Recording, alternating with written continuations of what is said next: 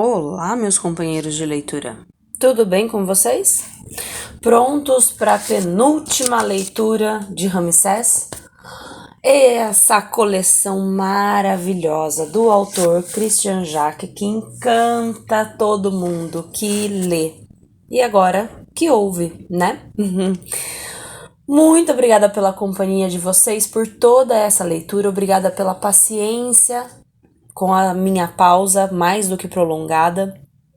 E muito obrigada por retornarem junto comigo para essa leitura maravilhosa. Por favor, deixa seu like, deixa o seu comentário. Como você chegou até aqui? Quais as suas expectativas e como foram mudando essas expectativas conforme a leitura foi acontecendo? Se possível, se inscreva no canal. Se não puder, tá tudo certo. Como diz o querido Beto Ribeiro, desde que você me acompanhe até o final dessa aventura literária. Vamos começar? Capítulo 53. Belas Coxas assobiava uma canção de glorificação a Ramsés enquanto avançava com o seu burro carregado de louças em direção à fronteira noroeste do delta. Próximo da costa, batida pelas ondas do Mediterrâneo, o mercador ambulante seguia por carreiros sinuosos para chegar a uma pequena aldeia de pescadores, onde com toda certeza esgotaria sua produção. Belas Coxas sentia-se orgulhoso pelo apelido que recebera das jovens que assistiam às corridas de velocidade entre homens na areia úmida, à beira-mar. Há mais de 2 anos que nenhum concorrente conseguia vencê-lo, e as admiradoras apreciavam o esforço dos atletas nus que utilizavam toda a sua energia para seduzi-las. Graças às suas coxas, o corredor mais rápido do oeste do delta já não se dava conta das conquistas que fazia. Aquele êxito não tinha somente lados bons, pois essas jovens gostavam de enfeites, e Belas Coxas era obrigado a fazer muitos negócios que lhe rendessem lucros e o fizessem permanecer à altura de sua reputação de campeão estupendo e generoso. Era por isso que percorria os caminhos com rapidez para obter o máximo de lucro com o seu comércio. Passaram grous acima de sua cabeça, precedendo nuvens baixas empurradas pelo vento. Observando a posição do sol, Belas Coxas compreendeu que não atingiria o seu objetivo antes do cair da noite. Era melhor parar numa das cabanas de juncos que havia ao longo do caminho. Era mais prudente, porque quando as trevas invadissem a zona costeira, criaturas perigosas sairiam de suas tocas e agrediriam os imprudentes. Belas Coxas descarregou o burro, deu-lhe de comer e fez brotar uma chama com sílex e um pau de fogo. Saboreou 2 peixes grelhados e bebeu água fresca conservada num jarro. Depois estendeu-se sobre a esteira e adormeceu. Enquanto sonhava com a próxima corrida e mais uma vitória, foi despertado por um ruído insólito. O burro escavava o solo com a pata dianteira. Aquele era um sinal que não deixava margem de dúvidas. Perigo! Belas Coxas levantou-se, apagou o fogo e escondeu-se rápido atrás de um emaranhado de espinheiros. E foi mesmo a tempo, porque cerca de 30 homens armados com capacetes e couraças surgiram da escuridão. A lua, que estava cheia naquela noite, permitiu-lhe ver distintamente o homem que os comandava. Tinha a cabeça descoberta, os cabelos compridos e o peito coberto de pelos ruivos. "Aqui havia um espião, e fugiu!" gritou Uri Texup, espetando a lança na esteira. "Não me parece", objetou um dos líbios. "Veja essas louças e esse burro. São de algum mercador ambulante que decidiu repousar aqui. Todas as aldeias a oeste dessa área estão sob o nosso controle. Temos de encontrar esse espião e matá-lo. Espalhemo-nos." 4 anos haviam se passado desde a visita do imperador Hattusil e da imperatriz Puturrepa. As relações entre o Egito e o Hatti continuavam boas, e o espectro da guerra desvanecera-se. Um fluxo regular de visitantes hititas vinha sempre admirar as paisagens e as cidades do delta. As 2 esposas hititas de Ramsés entendiam-se às 1000 maravilhas. As ambições de Mati-Hora esfumaram-se sob o efeito de uma existência luxuosa, e a sua compatriota saboreava gulosamente o dia a dia. Juntas e sem mágoa, haviam aceitado que Ramsés o Grande, com 66 anos, se tornara uma lenda viva fora do seu alcance. E o faraó, compreendendo que o fogo da destruição já não ardia na alma das 2 rainhas, admitia a presença das 2 em algumas cerimônias oficiais. No ano 43 do seu reinado, a pedido insistente de Ka, Ramsés celebrara a 5ª festa de regeneração na presença da comunidade dos deuses e das deusas, vindos à capital sob a forma de estátuas animadas pelo Ka.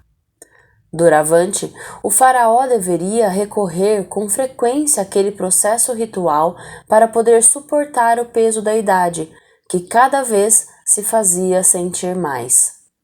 E Ramsés devia também consultar regularmente a médica-chefe Neferet, ignorando o mau humor do seu ilustre paciente, que por vezes aceitava mal o envelhecimento.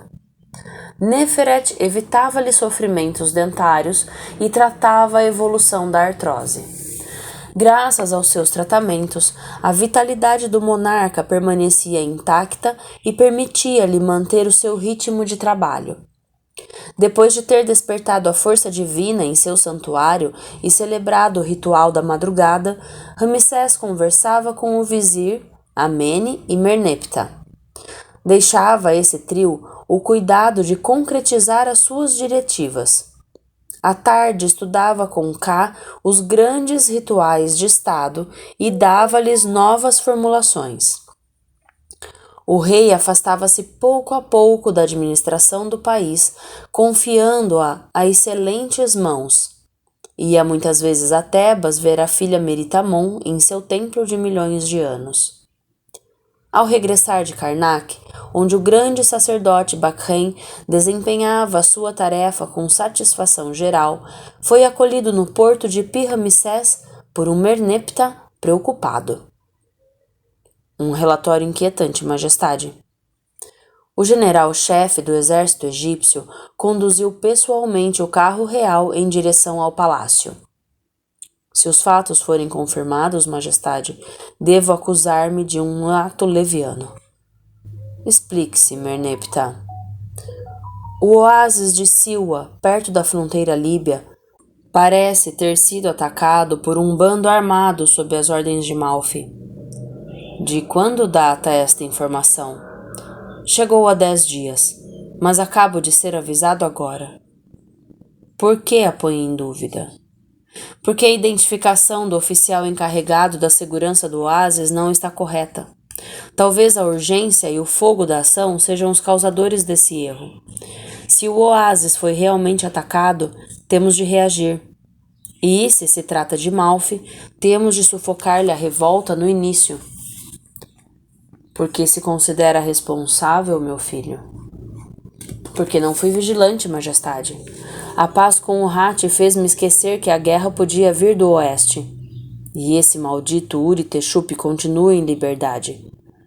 Permita-me que parta para Silwa com um regimento e esmague esses imbecis. Apesar dos seus 38 anos, ainda conservo o entusiasmo da juventude, Merneptah.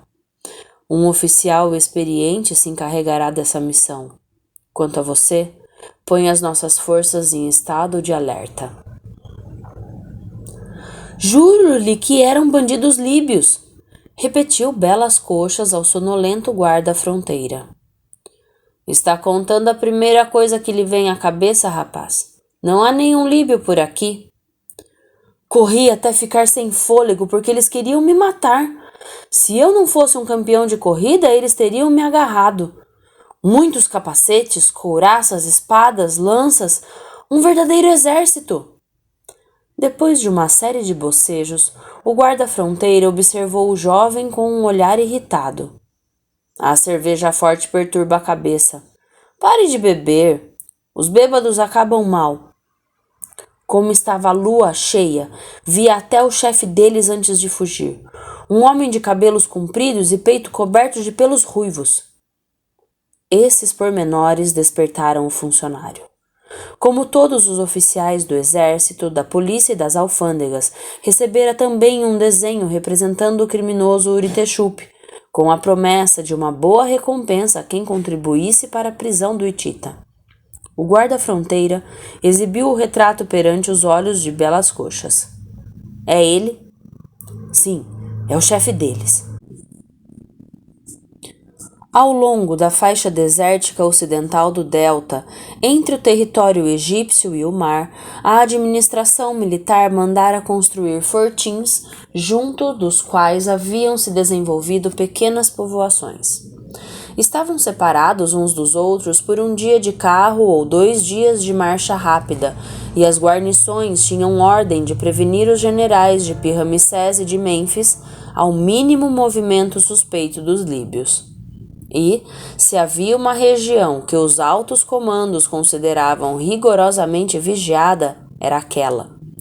Quando o governo militar da zona fronteiriça recebeu um relatório alarmante com base nas declarações de um mercador ambulante, não quis transmiti-lo aos seus superiores com medo de ser ridicularizado. No entanto, a eventualidade da captura de Uritexup incitou-o a enviar uma patrulha até a região onde o Itita parecia ter sido descoberta. Era por isso que Nakti e seus homens, arrancados do repouso, avançavam em marcha forçada por uma região inóspita, infestada de mosquitos, com uma única ideia na cabeça: terminar o mais depressa possível aquela penosa missão. Nakti praguejava a cada passo. Quando seria finalmente transferido para Pi-Ramsés, para uma caserna confortável, em vez de perseguir inimigos inexistentes? Fortim à vista, chefe. Os guardas fronteiras nos tomarão por verdadeiros imbecis, pensou Nakti. Mas pelo menos vão nos dar de beber e comer e regressaremos amanhã de manhã. Atenção, chefe! Um soldado puxou Nakti para trás. No caminho, um enorme escorpião negro em posição de ataque. Se o oficial, perdido em suas reflexões, tivesse dado mais um passo, teria sido picado. Mate-o, ordenou o oficial ao seu salvador. O soldado não teve tempo de retesar o arco. Das ameias do fortim partiram flechas que vieram cravar-se nos carros e nos soldados egípcios. Com a precisão de arqueiros treinados, os líbios, comandados por Uritexup, deixaram estendidos no chão todos os membros da patrulha de Nakti. Com sua adaga de ferro, o próprio Itita cortou a garganta dos feridos. Fim do capítulo 53. Capítulo 54. Como fazia todas as manhãs, o governador militar da zona fronteiriça com a Líbia dirigiu-se ao seu gabinete para consultar os relatórios enviados pelos fortins. Habitualmente, essa aborrecida tarefa era despachada com rapidez, porque nas tabuletas de madeira figurava uma única frase: nada a assinalar. Naquela manhã, não havia nenhum relatório. Era inútil ir procurar longe o culpado. O soldado encarregado da distribuição do correio oficial esquecera-se de acordar. Furioso, o governador militar prometeu a si mesmo demiti-lo de suas funções e mandá-lo para a lavanderia. Sem muito entusiasmo, um soldado varria o pátio do fortim. 2 jovens recrutas exercitavam-se no manejo da espada curta. O governador avançou em passo acelerado até o alojamento dos correios e batedores. Não havia ninguém nas esteiras. Estupefato, interrogou-se sobre as razões de semelhante aberração. nem relatórios, nem soldados encarregados de transmiti-los. Qual o motivo daquela incrível alteração da ordem? O oficial só teve tempo de abrir a boca quando, de repente, a porta do fortim foi derrubada pelos golpes de uma viga de madeira manejada por líbios, em fúria, usando uma pluma presa nos cabelos.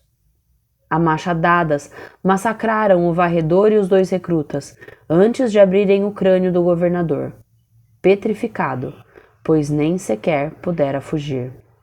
Uri Teshup cuspiu sobre o cadáver.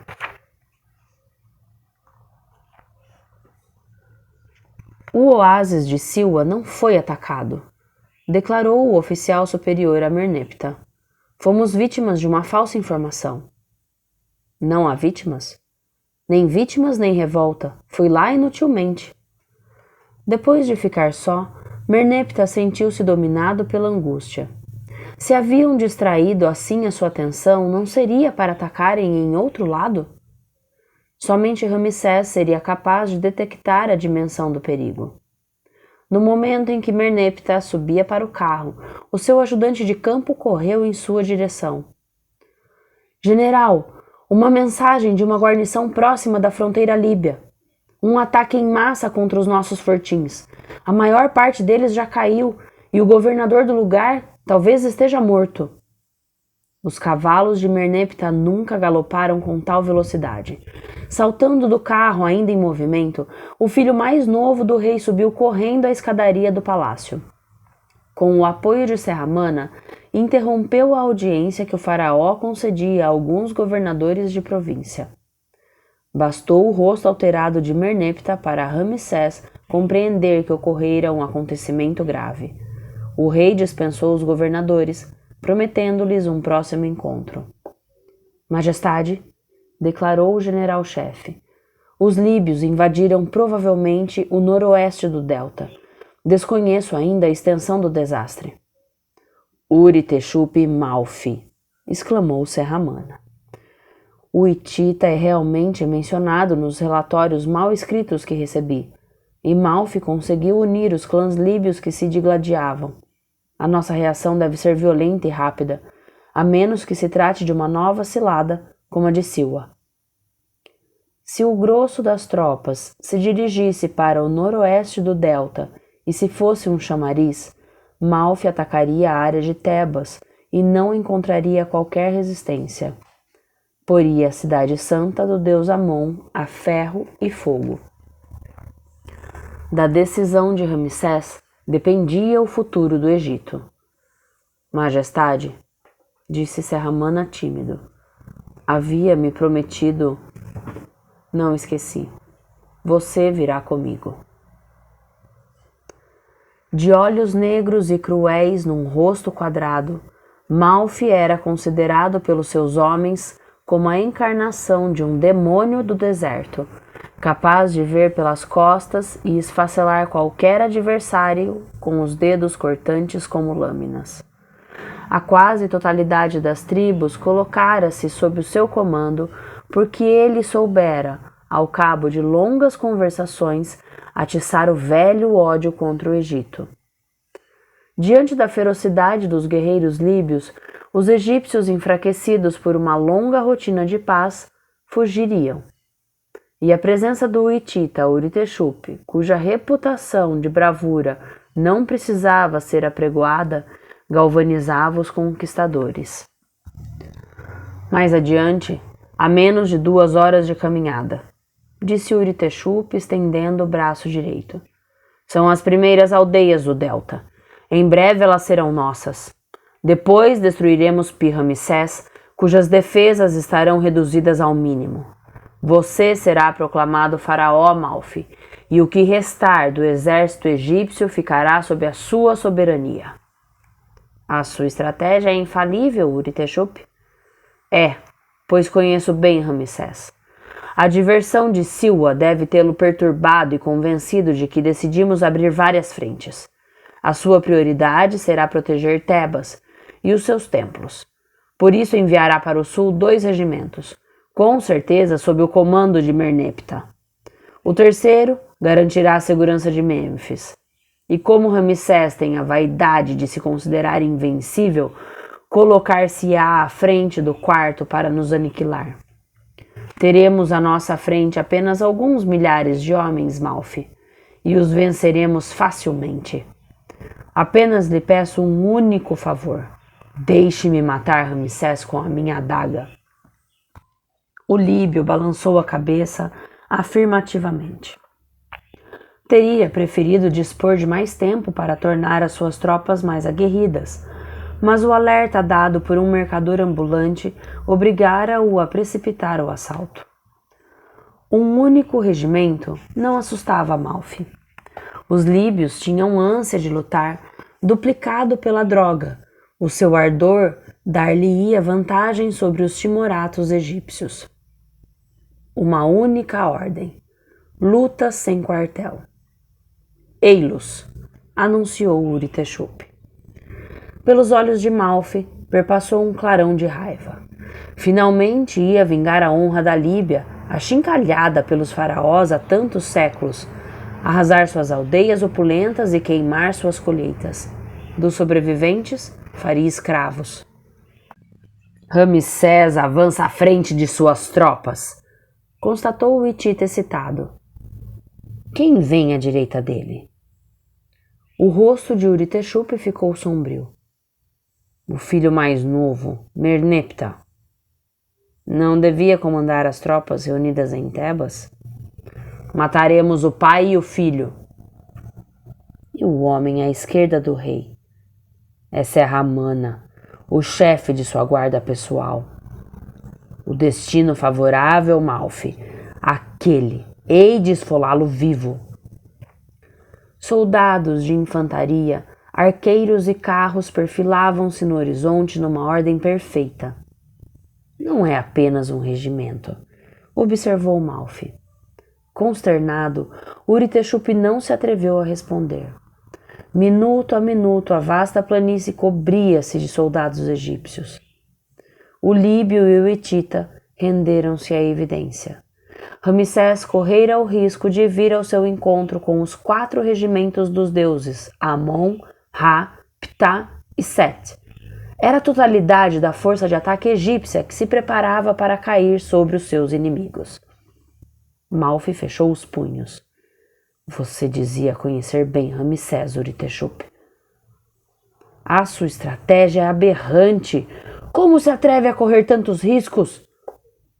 O líbio constatou que era impossível a retirada.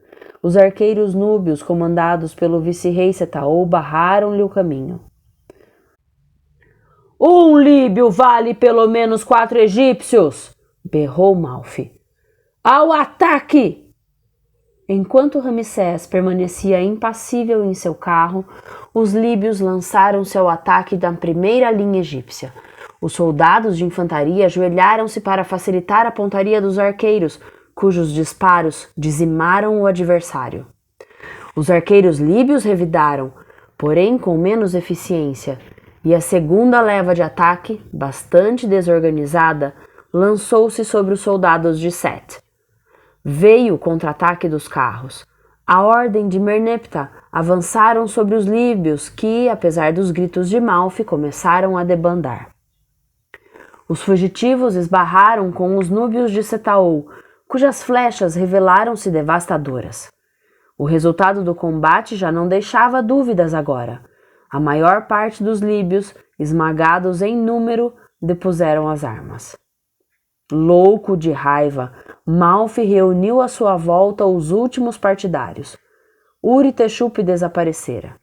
Esquecendo o covarde que o abandonara, o líbio tinha uma única ideia em mente: massacrar o máximo de egípcios. E a sua primeira vítima seria Merneptah, ao alcance de sua lança. No auge do combate, os olhares dos 2 homens cruzaram-se. Apesar da distância que os separava, o filho mais novo de Ramsés sentiu o ódio do líbio. No mesmo instante, as 2 lanças romperam o ar. A de Malfi raspou o ombro de Merneptah. A do general-chefe cravou-se na testa do líbio. Malfi permaneceu estático por instantes. Depois vacilou e caiu. Serramane estava passando um dia agradável. Manejando a sua pesada espada de gume duplo com uma notável destreza, já nem fazia conta do número de líbios que cortara em pedaços. A morte de Malfi desencorajara os seus últimos partidários, e o gigante sardo pôde então parar. Ao voltar-se para Ramsés, ficou aterrado com o que viu. Com um capacete, uma couraça que lhe ocultava a pelagem ruiva do peito, Uritexupi conseguira infiltrar-se nas linhas egípcias e aproximava-se do carro real por trás. O hitita ia assassinar Ramsés. Numa corrida louca empurrando os filhos reais, Serramana conseguiu entrepor-se entre o carro do rei e Uritexupi, mas não evitou o golpe violento desferido pelo hitita. A adaga de ferro enterrou-se no peito do gigante sardo. Mortalmente ferido, Serramana ainda teve forças suficientes para agarrar o pescoço do inimigo mortal, estrangulando-o com suas enormes mãos. Falhou, Uritexupi. Você é um vencido. O sardo só abrandou o aperto no momento em que o hitita cessou de respirar. Então, como uma fera que sente a morte apoderar-se dele, deitou-se de lado. Ramsés segurou a cabeça do homem que acabava de salvá-lo. Conseguiu. Uma grande vitória, Majestade. E graças a Vossa Majestade, que bela vida vivi. Orgulhoso com a sua última façanha, o sardo partiu para o além, entregando a alma nos braços de Ramsés. Fim do capítulo 54. Capítulo 55. Vasos e jarros de prata maciça com bordos de ouro de 15 quilos, mesas de oferendas de ouro e prata com mais de 3 quintais, uma barca em pinho do Líbano, coberta de ouro com o comprimento de 65 metros, placas de ouro destinadas a enfeitar as colunas, 400 quilos de lápis-lazuli, 800 quilos de turquesas. Estes eram, entre muitos outros, os tesouros que Ramsés oferecera aos templos de Tebas e Pi-Ramsés para agradecer às divindades lhe terem concedido a vitória sobre os líbios e de terem salvado o Egito da invasão. E o 45º ano do seu reinado vira o nascimento de um novo templo de Ptah, na Núbia, em Gerf Hussein, onde uma velha gruta sagrada fora transformada por Setaol em santuário. O rei inaugurara esse pequeno Abu Simbel, também ele escavado numa montanha de arenito. Ali, como em muitos outros lugares, tinham sido erigidas estátuas colossais do monarca sob a forma de Osíris. Terminadas as festividades, Ramsés e Setaol contemplaram o pôr do sol sobre o Nilo. Está se tornando um construtor infatigável, Setaol. O exemplo vem do alto, Majestade. O fogo da Núbia é tão ardente que deve ser canalizado nas pedras dos templos. Não serão eles a sua própria voz para a prosperidade? E depois teremos muito tempo para repousar na eternidade. A nossa curta existência é um lugar de esforço e só ele nos concede a longevidade. Tem encontrado dificuldades nas suas novas funções? Nada de sério. Durante o seu reinado, Ramsés, você matou a guerra. A paz com o Hatti, a paz na Núbia, a paz imposta à Líbia. Esta obra tem a beleza de um edifício grandioso e contará como uma das suas mais belas criações. Lá, onde quer que se encontre, como acha deve estar feliz. Penso muitas vezes nos sacrifícios de Serramana. Ofereceu sua vida para me salvar. Todos os seus amigos teriam agido como ele, Majestade. Como poderia ser de outra forma, já que você é o nosso porta-voz perante o além? Plantado no ano 1 do reinado de Ramsés, no jardim do palácio de Tebas, o sicômoro transformara-se numa árvore magnífica, espalhando uma sombra fantástica. Sob a sua folhagem, Ramsés ouvira a filha tocar alaúde para ele, acompanhada pelo canto dos chapins. Como todos os dias, em todos os templos do Egito, os sacerdotes haviam se purificado com a água dos lagos sagrados e celebrado os rituais em nome do faraó. Como todos os dias, os alimentos tinham sido trazidos aos santuários, quer grandes ou pequenos, para serem oferecidos às divindades antes de serem redistribuídos às criaturas humanas. Como todos os dias, o poder divino fora despertado, e a deusa Maat pudera dizer ao rei: Vives de mim, o perfume do meu orvalho vivifica-te, os teus olhos são Maat. A filha de Ramsés e de Nefertari pousou o alaúde ao pé do sicômoro. Você é a rainha do Egito, Meritamon. Quando me fala assim, majestade, é porque se prepara para perturbar a minha calma. A idade já me passa, Meritamon. Bakren vela pela prosperidade de Karnak, e os seus dias têm mais tarefas do que horas. Seja você, minha filha, a guardiã do meu templo de milhões de anos. Foi graças à magia que eu e a sua mãe vencemos a adversidade. Faça com que os rituais e as festas sejam celebrados no momento exato, para que a energia do Ramesseum continue a brilhar. Meritamon beijou a mão do rei. Meu pai, você bem sabe que nunca nos abandonará. Felizmente, nenhum homem escapa à morte. Os faraós não triunfaram dela?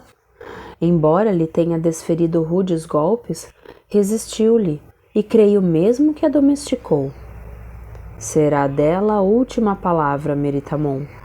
Não, majestade, a morte deixou passar a ocasião de o aniquilar. Hoje, o seu nome está presente em todos os monumentos do Egito e a sua fama ultrapassou as nossas fronteiras. Ramsés já não pode morrer. A revolta dos líbios fora esmagada.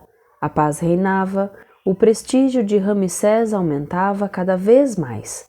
Mas as pastas espinhosas continuavam a acumular-se no gabinete de Amene, cada vez mais rabugento.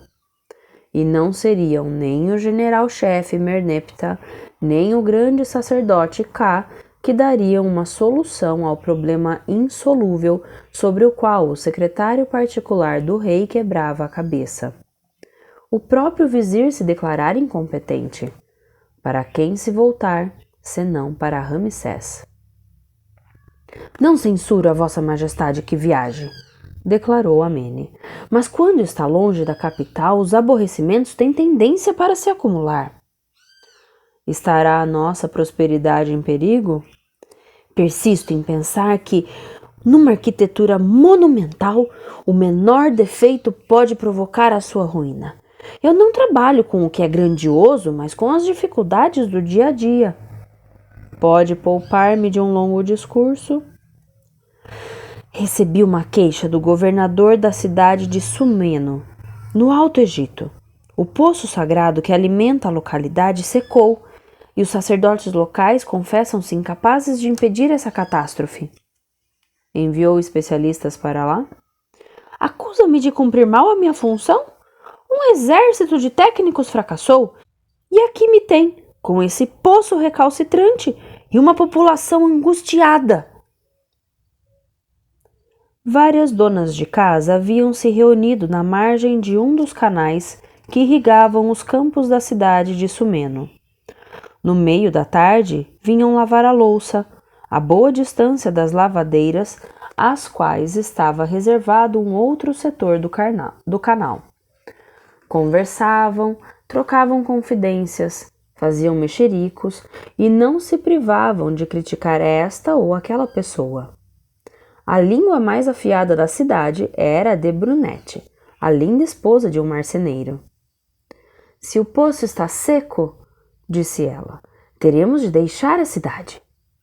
Impossível! Protestou uma criada.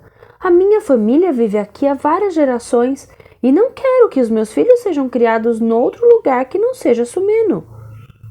E como vai se arranjar sem a água do poço? Os sacerdotes têm de intervir. Falharam. Até o mais sábio de todos eles é incapaz de acabar com essa calamidade. Cego e coxo, um homem idoso aproximou-se do grupo de mulheres. Tenho sede. Deem-me de beber, peço-lhes. Brunete interrompeu com rudeza. Não nos importune, vagabundo. Ganhe a sua vida e assim poderá beber. A sorte me abandonou. A doença caiu sobre mim e... Já ouvimos essa história centenas de vezes. Desapareça ou atiraremos-lhes pedra. O cego bateu em retirada e as conversas recomeçaram. E a mim? Vocês me dariam água? As mulheres voltaram-se, subjugadas pelo sexagenário que lhes fizera a pergunta. Pelo seu porte era fácil reconhecer um importante personagem. Senhor, disse Brunete, estamos prontas para lhe satisfazer. Por que repeliram aquele infeliz? Porque não passa de um inútil e nos importuna sempre. Recordem-se da lei de Maat. Não troce dos cegos, nem achincalhe os anões. Não faça qualquer mal aos coxos, porque estamos todos, saudáveis ou enfermos, nas mãos de Deus. Que ninguém permaneça abandonado e sem cuidados. Envergonhadas, as donas de casa baixaram os olhos, mas Brunete rebelou-se. Quem é você para nos falar nesse tom? O faraó do Egito. Petrificada, Brunete refugiou-se atrás das saias de suas companheiras. Pesa um malefício sobre o poço principal de Sumeno por causa de sua atitude desprezadora e desprezível para com este infeliz. Eis a conclusão a que cheguei, depois de ter passado vários dias aqui. Brunete prostrou-se perante Ramsés. Para salvar o posto, bastará que modifiquemos a nossa atitude? Você irritou o Deus que o habita e terei de acalmá-lo. Quando a estátua monumental do deus Sobek, homem com cabeça de crocodilo sentado num trono, saiu do ateliê dos escultores da Casa da Vida de Sumeno, os habitantes da cidade amontoaram-se à sua passagem. Puxada por uma equipe de talhadores de pedra que a fizeram deslizar sobre toras dispostas no chão molhado, a efígie avançou lentamente até o poço principal, onde Ramsés recitou pessoalmente as litanias, suplicando a Sobek que fizesse surgir no Num, o oceano primordial que rodeia a terra, a água indispensável para a sobrevivência dos humanos.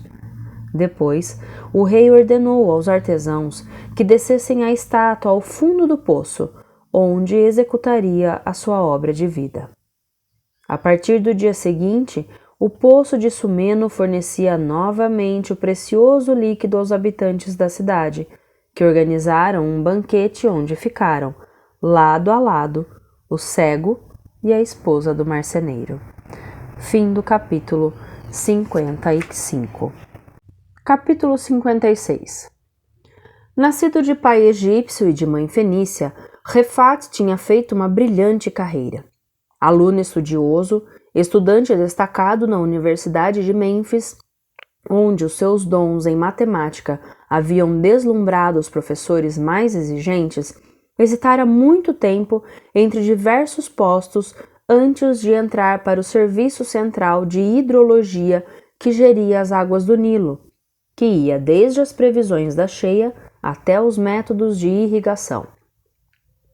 Com o decorrer dos anos, Refat tornara-se o interlocutor obrigatório do vizir, dos ministros e dos governadores de província. A sua habilidade em lisonjear os seus superiores permitira-lhe subir regularmente na hierarquia, fazendo-o esquecer que seu modelo fora Shenar, o irmão mais velho do faraó. Shenar, traidor de sua pátria, mas cortesão e político de fascinante ambição. Por sorte, Refat mostrara-se prudente, evitando tomar abertamente o partido de Shenar, que tivera um fim trágico. Com 50 anos de plena atividade, casado e pai de 2 filhos, Refat surgia como um notável bem instalado no topo de uma administração da qual controlava todos os mecanismos com mão de ferro. Quem poderia supor que era o último membro importante da rede de influências instalada por Shenar na sua estratégia para a conquista do trono? Essas distantes recordações poderiam ter permanecido perdidas no passado, e se o alto funcionário não tivesse encontrado o comerciante fenício Narish, cuja fortuna o fascinara. Refat havia tomado consciência de que um homem de sua qualidade e dispondo de sua competência podia igualmente tornar-se muito rico. Jantando com o fenício, Refat abrira os olhos. Ramsés, em breve, seria septuagenário e abandonaria o governo do país a homens convencionais, incapazes de tomar iniciativas. O filho mais velho, Ka, era um místico afastado das exigências da administração. Merneptah obedecia cegamente ao pai e ficaria desamparado quando este desaparecesse. E Amene, o idoso escriba, seria afastado. Refletindo bem, o poder instalado era muito mais frágil do que parecia. Forçado a recorrer à magia das festas de regeneração e aos cuidados da médica-chefe Neferet, Ramsés declinava. Não teria chegado o momento de desferir um golpe decisivo e realizar o sonho de Shenar? Merneptah conduziu o embaixador do Hati à grande sala de audiências do palácio de Pi-Ramsés. O diplomata inclinou-se perante Ramsés. Estava só, sem o seu comitê habitual de portadores de presentes. Majestade, tenho uma triste notícia a lhe comunicar. O seu irmão, Imperador Hattusili, acaba de morrer. Desde a Batalha de Kadesh até a visita ao Egito do Imperador do Hati, inúmeras cenas passaram pela memória do monarca. Hattusili fora um temível adversário antes de se tornar um aliado leal. Com ele, Ramsés construíra um mundo melhor. Já foi designado o seu sucessor? Sim, Majestade. Está decidido a respeitar o Tratado de Paz? A garganta de Merneptah apertou-se. As decisões do nosso defunto imperador obrigam os seus sucessores, respondeu o embaixador, a não contestar uma única cláusula do contrato. Transmita as minhas condolências e os meus afetuosos pensamentos à Imperatriz Putorrepa. Infelizmente, Majestade, a Imperatriz estava doente, e a morte do Imperador Hattusili precipitou o seu fim. Garanta ao novo senhor do Hati a minha amizade e a minha boa vontade. Pode ter certeza de que nunca lhe faltará o auxílio do Egito. Quando o embaixador saiu, Ramsés dirigiu-se ao filho. Entre em contato imediatamente com os nossos informantes para que me enviem, com maior brevidade possível, um relatório pormenorizado sobre a situação do Hati. O egípcio Refat recebeu o fenício Narish na sua bela vila de Pi-Ramsés. Apresentou-lhe a esposa e os 2 filhos, e gabou-se de sua excelente educação e do belo futuro que os aguardava. Depois de um agradável almoço, durante o qual foram trocadas banalidades, o chefe do serviço de hidrologia e o negociante estrangeiro retiraram-se para um quiosque de madeira de sicômoro, com finas colunas delicadamente trabalhadas. O seu convite honra-me muito, disse o fenício. Mas perdoe-me por ser direto. Qual é o verdadeiro motivo? Eu faço comércio. Você é um técnico superior. Não temos nenhum ponto em comum. Ouvi dizer que a política comercial de Ramsés não lhe satisfazia. A sua ridícula contestação dos corretos fundamentos da escravatura prejudica-nos, é verdade, mas o Egito acabará por compreender que está isolado e que a sua posição é insustentável. Isso pode demorar muitos anos, e você, como eu, gostaria de enriquecer logo. O fenício ficou intrigado. Não estou compreendendo o sentido de suas palavras, Refat. Hoje, Ramsés reina como senhor único, mas nem sempre foi assim. Esse poder absoluto oculta uma grande fraqueza, a idade. E não falo da pouca capacidade dos dois favoritos à sucessão, Ka e Merneptah. Não me meto em política, e menos ainda na do Egito.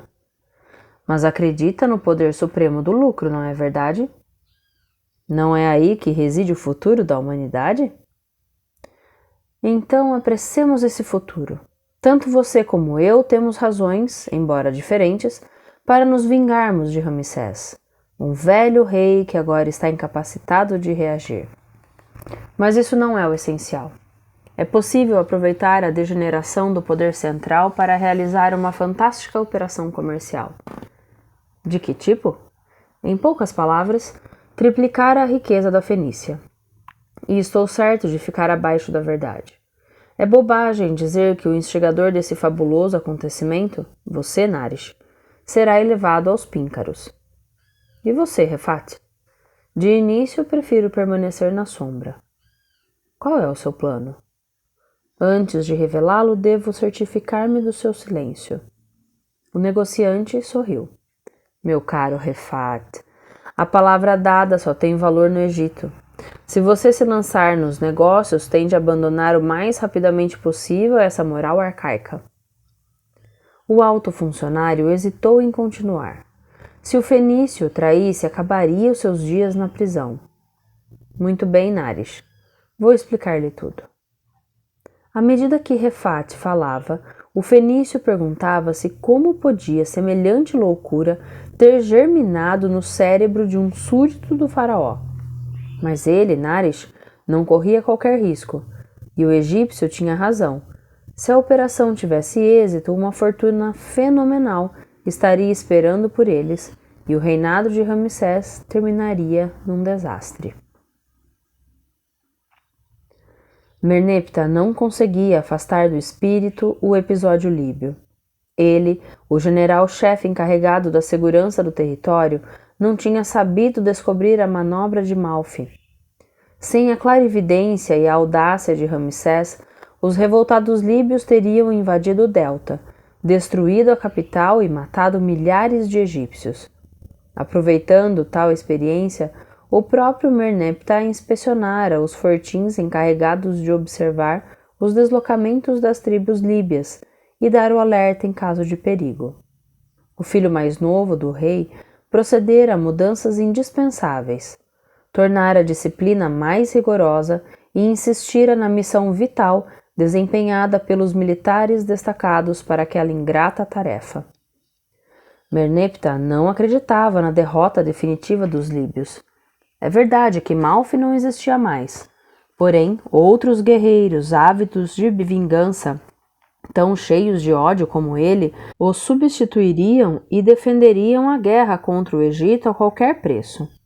O general-chefe iniciara, portanto, o reforço da proteção do flanco noroeste do delta, com o pleno acordo de Ramsés.